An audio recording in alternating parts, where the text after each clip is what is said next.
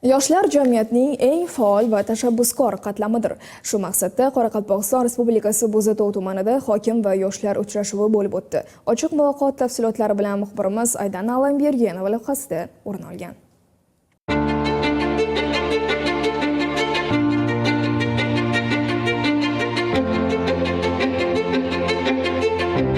Bir manzilda jam bo'lgan yuzlab yoshlar, yuzlab muammo va kamchiliklar va ularning yechimlari. Bularning bari Bo'zatov tumani hokimining yoshlar bilan uchrashuvida o'z aksini topgan.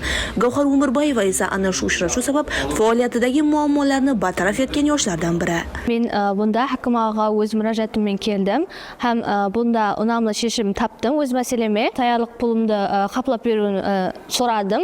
Ham bu shishim o'z unamli ta'sirini ko'rsatdi. Shunday imkoniyatlar yaratib bergani uchun rahmatlar aytib qolaman. Gavhar kabi yoshlar bisyor, ular orasida nafaqat o'z muammo yoki murojaat mavjudlar, balki yangi faoliyatni yo'lga qo'yishni, kengaytirishni maqsad qilganlar ham bor. Ular ham e'tibordan chetda qolmadi.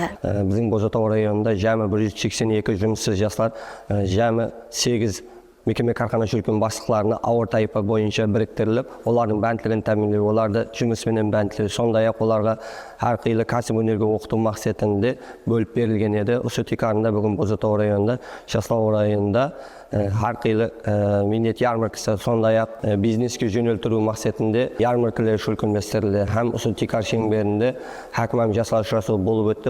Tikarda yoshlarimiz o'zlarining usunuslarini, o'zlarining bandlik masalalarini qo'yib o'tdi. Yoshlar uchun imkoniyat jamiyat uchun, uning ertasi uchun imkoniyatdir. Aydana Alambergenova, Ali Xudoyberdiyev, Qoraqalpog'istondan.